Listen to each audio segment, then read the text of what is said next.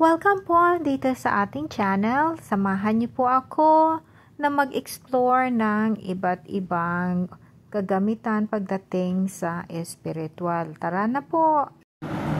Magandang umaga po, magandang tanghali, magandang hapon, magandang gabi mga kaantingero-antingera ko dyan.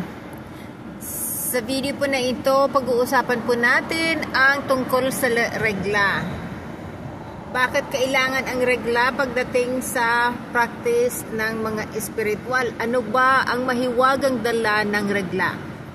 So ayan po, marami tayong mga kaantingero na gusto siguro magamit na ng regla. Ayan, mga kaantingera-antingera ko dyan. Antingero-antingera. Ano ba ang kakayanan ng regla?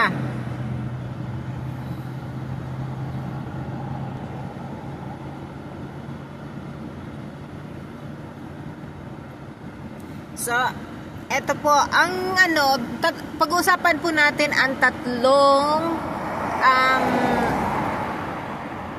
kakayanan ng regla. Tatlong rason, ano po? Ang una po, i-move natin itong camera kasi, ayan, nakatuon sa buwan.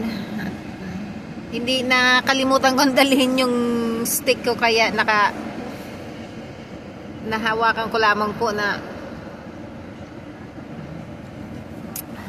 tingnan natin kung may lalagay natin sa ayan. Mahaba ito. Anyway po, yung tatlong rason or tatlong pwede natin gamitan ng regla, yun ay maganda. Ano po? So, tatlo. Ang una po, isa pa dito yung pinakang importante. Kaya makinig po, wag basta-basta magamit ng regla kasi ito ay hindi para sa lahat. So, ang una po, ang kakayahan ng regla ay ito ginagamit sa paglilinis ng mga agimat. Bakit kailangan itong gamitin sa paglinis ng mga agimat? So, mayroon pong maraming tao nagagamit ng ilagay sa ilalim ng buwan. Parang ganito po So, may mga gamit ako na naandyan sa ilalim, ay sa bubong ng sasakyan ko. Pinapaliguan po ng ng buwan. Makikita ninyo na ako dito, nakaupo sa ng buwan. Tapos meron po na yung tubig ginagamit sa pagpaligo ng mga gamit at marami pag iba, pero dito po sa natin, ang usapan natin ay dugo, regla. Regla, hindi basta-basta dugo, regla. So, yun po panglinis kasi tinatanggal po noon ang anuman na impurity ng ating agimat. Impurity. Nagiging malinis siyang masyado. So kung sino man ang merong kung sino man ang merong agimat na madumi, kasi alam mo naman na ang mga agimat natin na nag-absorb ng madumi, nag-absorb ng maganda. Pero po kapag nilinis ito ng regla, ito ay nagiging pure. Naaalis yung impurity niya. So yun ay paniniwala. So ang pangalawang paniniwala, ito ay nakakapaalis ng pimples. So, hindi ko po siguro kung totoo yun ay mga paniniwala ng mga bata, ng mga matatanda at ginagawa ng mga matatanda noong panahon sa mga bata, at ito po ay inabot ko pa. So, sa unang regla po, pinapuna siya ng kapatid ko sa mukha ko para hindi raw ng pimples. Wala naman, sa awa po ng Diyos, wala naman talaga akong pimples. So lahat po kami wala. So yun maganda.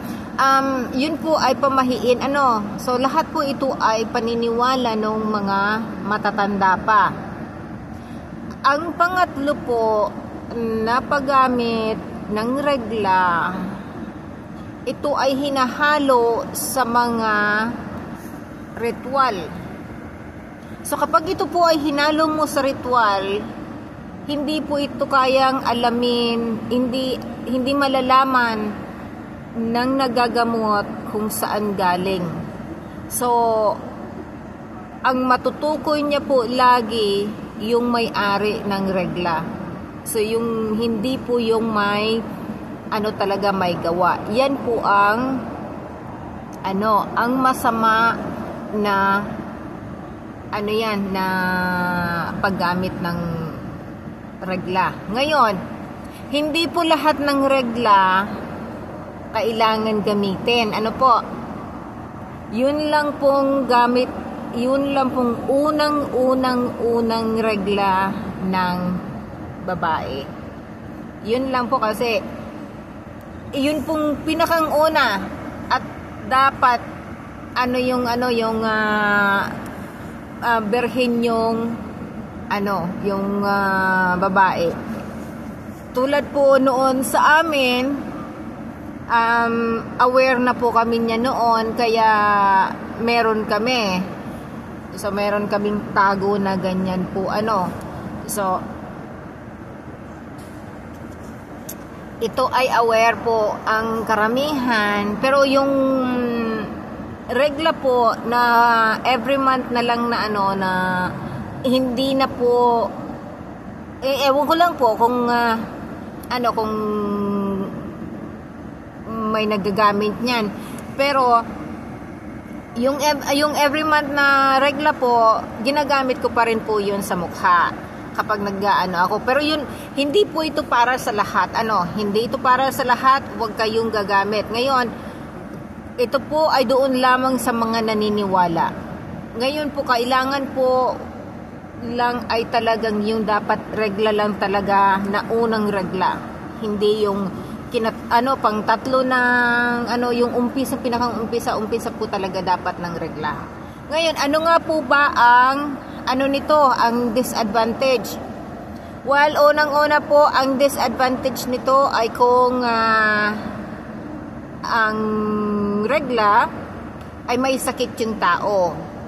O kaya wag pong ilalagay sa katawan, wag ilalagay sa mukha kung merong sakit yung tao. Kaya mas maganda po kung yung regla na yon ay halimbawa sarili mo po. So yon. Pero ang another pong disadvantage ay syempre mandidiri ka. Pag nandiri ka po, huwag mo nang gagawin. Kasi yun po ay posibleng kung ano man ang ginagawa mo, baka hindi mag-work. So po ang bawal? Ang bawal po, kapag sinunog mo ang halimbawa ang regla, naggawa ka ng ritual. Tapos, hinalo mo siya doon sa mga susunugin. Huwag mo pong yun. Huwag mo pong sasali yun sa susunugin. Kasi, yun mismo ang kukontra. Siya mismo ang magkukontra sa ginagawa mo. Kasi, lilinisin niya man kung ano yung ginagawa mo. Ang another na bawal po, yun nga po, ulitin ko, kung halimbawa kapag may sakit yung tao, so na pinanggalingan ng regla, so yun, bawal po yun. Another bawal po, ayun, mandiri, wag mandidiri kasi ang lahat na ginagawa natin dapat focus tayo. So anyway po, paalala po ang regla, hindi lahat na regla ay pwedeng gamitin. Ang regla ng unang regla lamang po talaga. So, yun. At sana may natutunan kayo kahit kaunti at nakapagbigay ito ng paalala sa mga gustong magamit niyan. So, anyway po, God bless you all. Ano po?